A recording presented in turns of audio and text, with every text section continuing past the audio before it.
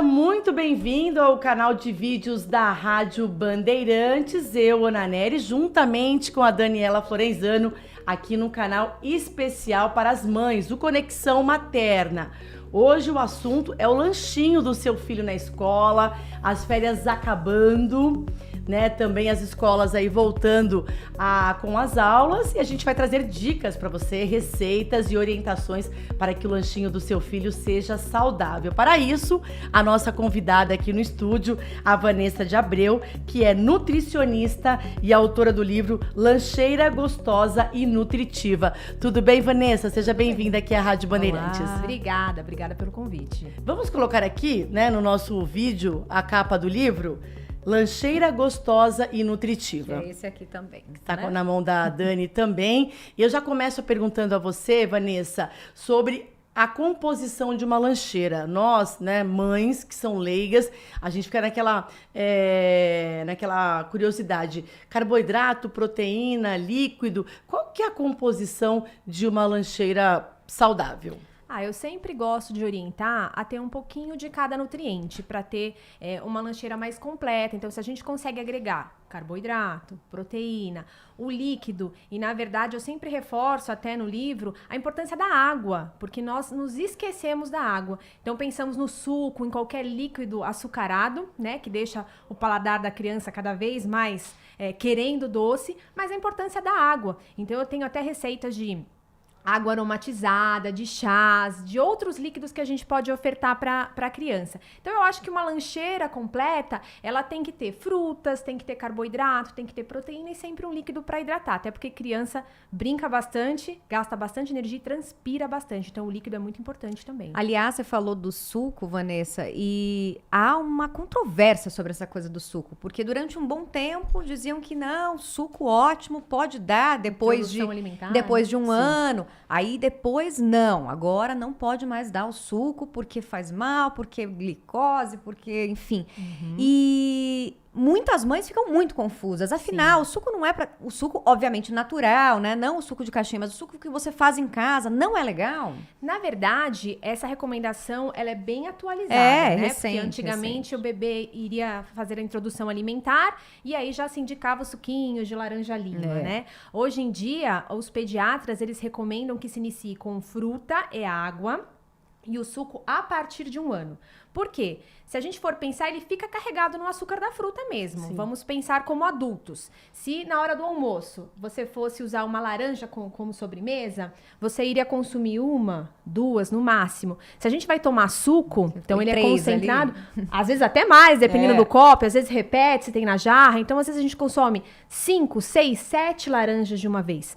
Muitas vezes, na hora de preparar o suco, as pessoas peneiram, então tiram as fibras. Então, fica só concentrado no açúcar da fruta. Então, o ideal é que a criança coma a fruta, vai consumir ali 1 laranja e tome água, do que só o açúcar da fruta concentrado no copo, né? Então, hoje em dia, a recomendação é que o suco natural seja a partir de 1 ano e os bebezinhos devem receber a fruta e a água. E em questão do suco na lancheira, né? O de caixinha, claro, a gente já tem ouvido bastante que não é recomendado porque tem muito açúcar, né? É industrializado. Sim. Mas também enviar o suco natural na lancheira, ele pode estragar um pouco, até a hora do lanche, fica com um gostinho diferente daquele suco fresquinho. Então, é recomendado? Olha, sou mãe também, né? Então, às vezes eu faço suquinho pro meu filho, muitas vezes eu congelo e mando ele direto congeladinho, porque na hora de tomar, né, naquelas garrafinhas, ou eu resgatei, né, porque antigamente a gente tinha lancheira, né, aquelas lancheirinhas quadradinhas, que vinha com garrafinha térmica, abria,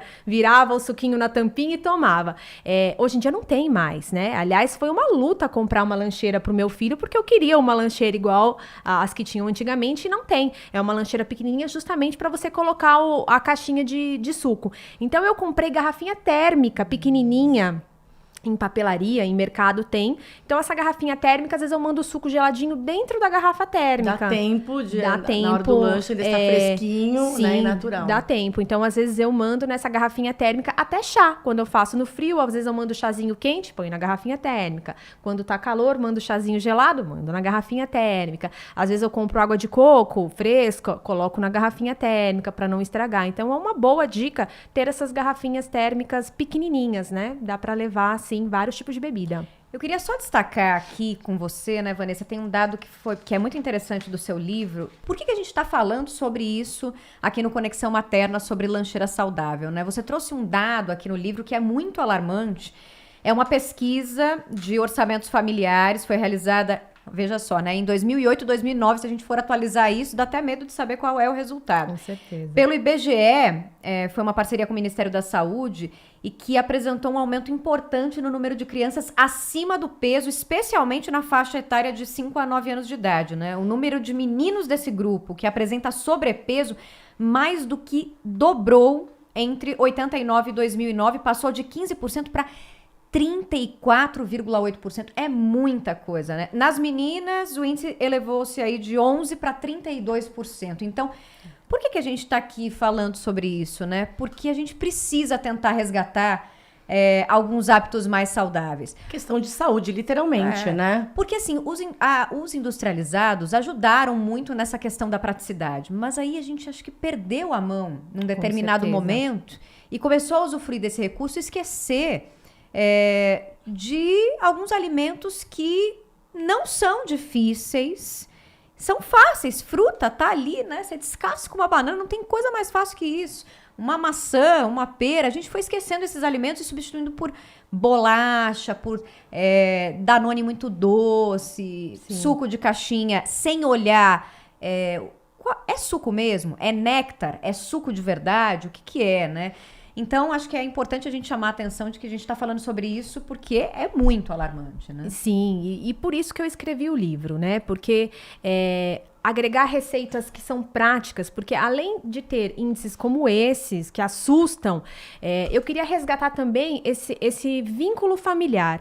Então, de fazer as refeições junto, de colocar as crianças para cozinhar. Muitas crianças negam os alimentos, mas quando a gente deixa eles participarem do processo de preparo, eles têm curiosidade em experimentar. Então, tentar fazer essa lancheira junto é um momento de vínculo entre a família, de preparar, né? E de consumir esses alimentos que são comida de verdade, né? O que a gente compra hoje tem corante, conservante, acidulante, adoçante, enfim, inúmeros ingredientes que não são naturais e que causam muitas alergias e intolerâncias. Então, tentar resgatar a comida de verdade mesmo, aquela feita em casa, né? Então, o livro tem receitas práticas e rápidas, porque eu sei que hoje em dia a vida é uma correria, então muitas vezes a gente não consegue preparar, e eu não sou radical, não digo que é proibido algo industrializado. Às vezes, no momento que você não conseguiu preparar, é prático, é rápido, você coloca, mas na maioria das vezes, quando você tem tempo, o ideal é tentar preparar e participar disso junto com as crianças, né? Para poder criar esse gosto pela alimentação, né? E pelo preparo da comida. Deve ter um monte de mãe aqui já falando, mas me ajuda, me passa a receita. No final aqui a gente vai dar uma receita de pãozinho de tapioca com ricota, facílimo e delicioso. Mas eu queria te pedir agora algumas dicas rápidas para as mães desses lanchinhos. Não os bolos que você ensina, por exemplo, no livro.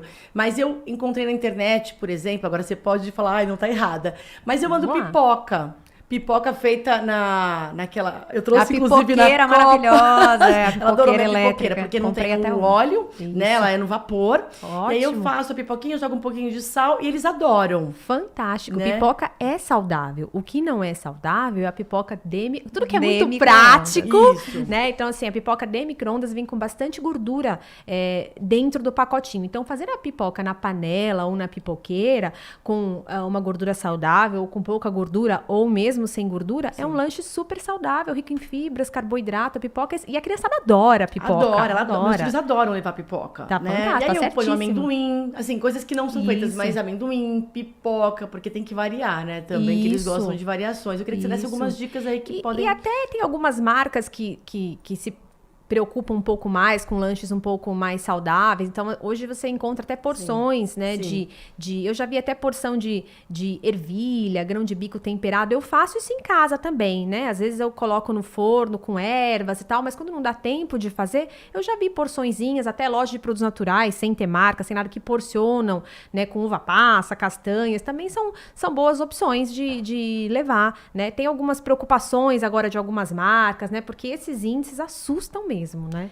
Você menciona no livro também, em algum momento, sobre como fazer as crianças comerem de uma forma mais saudável e a importância da refeição em família e de apresentar essas refeições também de maneiras diferentes. Sim, e o que acontece hoje? Eu acho que as crianças se inspiram nos pais também, né? E quando a criança vê que os pais estão comendo, é uma coisa natural, sem ser forçada, isso já vai despertar o interesse. Mas hoje o que acontece? As crianças estão lá no tablet, no celular, os pais no celular, vendo televisão, ninguém presta atenção em ninguém conversa, então perdeu-se a referência também, né? Então, acho que é importante essa refeição junto.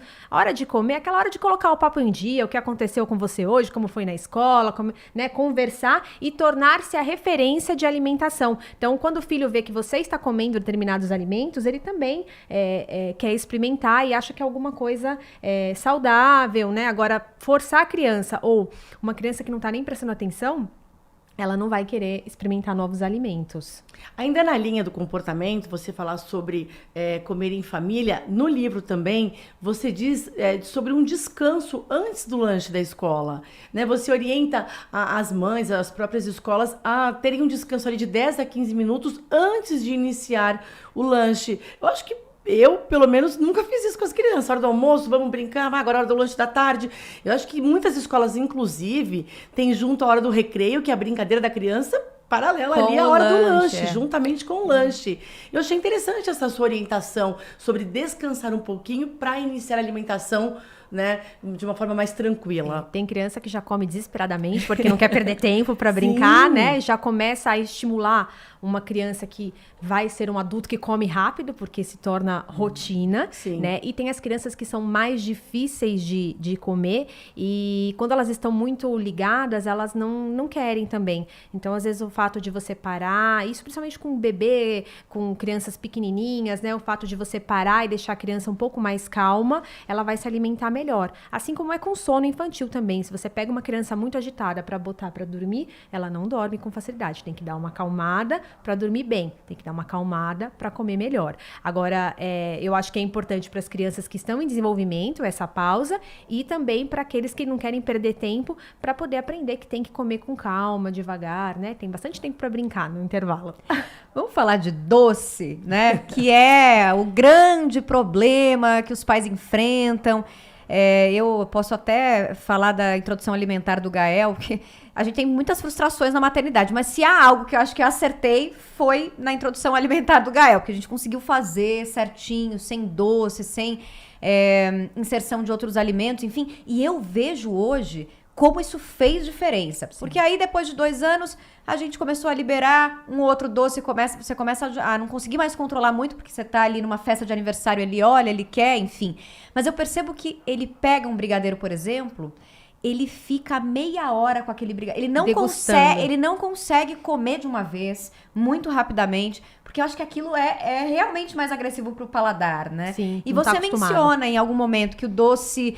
Alguns alimentos, a criança, ela recusa naturalmente. Sim. Porque, enfim, não está acostumada com aquilo. Mas o doce não tem esse... É difícil, é muito fácil se acostumar, né? As nossas papilas paladar gustativas se acostuma muito facilmente com o doce. Muito. Então, por isso que muitos pais acabam recorrendo. Exatamente. E aí, por isso que a gente pede para não introduzir o açúcar antes dos 2 anos.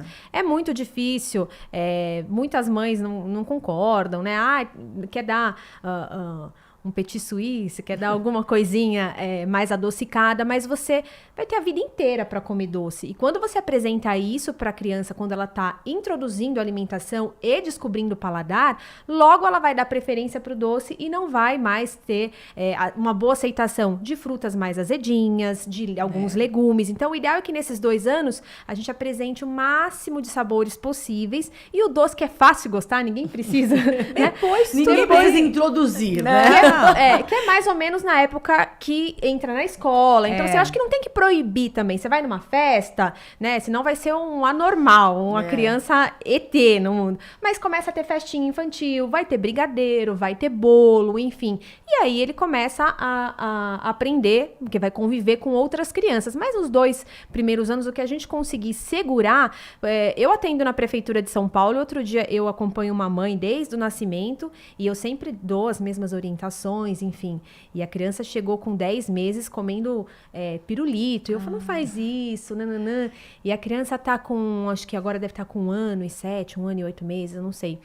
E essa mãe veio desesperada porque a criança só quer bolacha recheada. E ela tá nessa fase de 1 ano e quase 2 anos, aquela fase em que a criança faz mais birra, se joga no chão, né? Que é o famoso terrible two, quando ela não consegue expressar as suas emoções. Então, ela só quer bolacha recheada. Então, quando vai dar comida, se joga no chão e grita. E aí os pais acabam cedendo também, porque é um momento de muita frustração e você acaba não aguentando e aí cede, né? Exatamente. Então, quanto a gente puder atrasar essa oferta do doce, melhor para que o paladar da criança aprenda diversos sabores. Antes de a gente se encerrar, Vanessa, mas já? Que você falasse mais já, você acredita? Muito assunto. Muito assunto. Minha lista aqui de perguntas. Mas a Vanessa vai voltar, né? Porque com certeza as mães vão pedir.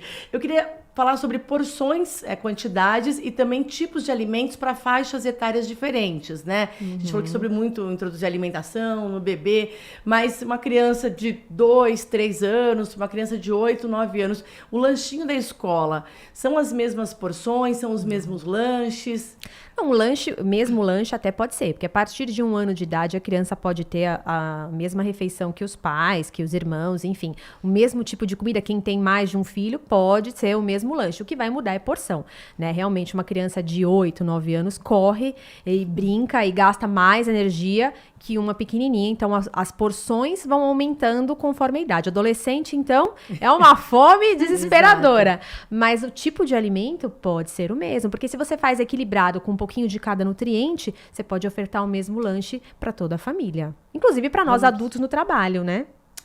Vamos mostrar então aqui uma receitinha pra gente encerrar, que está no livro Lancheira Gostosa e Nutritiva, da Vanessa de Abreu. A gente separou uma receita bem bacana, pãozinho de tapioca com ricota, e a gente estava até comentando, Ana, né, fora do ar aqui, que a gente costuma fazer a crepioca, né, que é a tapioca com ovo ali, às vezes coloca um queijo também. Mas olha só, a importância de você apresentar alimentos de maneiras diferentes, né? Sim. Essa é praticamente uma mesma receita, só que é um bolinho, né? E faz, como a Vanessa vai explicar rapidamente para os nossos internautas, fazer numa receita de cupcake, né? Numa forma de cupcake. Eu gosto muda muito, completamente. Eu gosto muito. Eu tenho uma máquina de cupcake elétrica que não é cara, é baratinho e que dá pra gente fazer coisas muito práticas. Então, receitinhas de bolinho de caneca, o próprio pãozinho, dá pra fazer na frigideira, que tem até no modo de preparo, como vocês fazem em crepioca, mas você mudar o formato já cria um interesse maior. Ou mesmo fazer na frigideira e cortar com um cortador de biscoito, em formato de bichinho, de florzinha, também já desperta um interesse maior pela criança, de mostrar pros amiguinhos, quem sabe os amiguinhos não vão querer consumir também, né? É uma forma diferente de apresentação. Olha que fácil, né? A gente acha que, não, mas é muito difícil fazer lanches, por isso que o industrializado é mais fácil. 3 colheres de tapioca, um ovo, 2 colheres de creme de ricota, sal. Aí você bate o ovo com garfo, acrescenta a tapioca e o creme de ricota, mistura ali até virar uma massa homogênea, e aí você pode colocar na máquina elétrica de mini cupcake, ou então até nessas forminhas de também. Cupcake no forno. Demora um pouquinho mais no forno, mas também tem a mesma apresentação. É que essa maquininha, né, 5, 6 minutinhos já tá pronto. No forno vai demorar um pouquinho mais, mas olha que fácil, né? É isso. Mãe que está assistindo a gente, faça essa receita e depois coloca aqui nos comentários pra gente como é que ficou a receita que a gente passou aqui do livro Lancheira Gostosa e Nutritiva. Aí você também não esquece de dar o seu like no nosso vídeo, também tocar o sininho para receber aí as informações de vídeos da Rádio Bandeirantes. A gente agradece a Vanessa de Abreu, que é nutricionista, é autora do Lancheira Gostosa e Nutritiva e veio aqui dar umas dicas agora para esse retorno às aulas de lanchinhos, possibilidades saudáveis. Não precisa ser aquele industrializado, pode ser fácil, prático, mas também ser saudável. Obrigada, viu, Vanessa? Obrigada a vocês. Obrigada, Vanessa. Até a próxima, hein?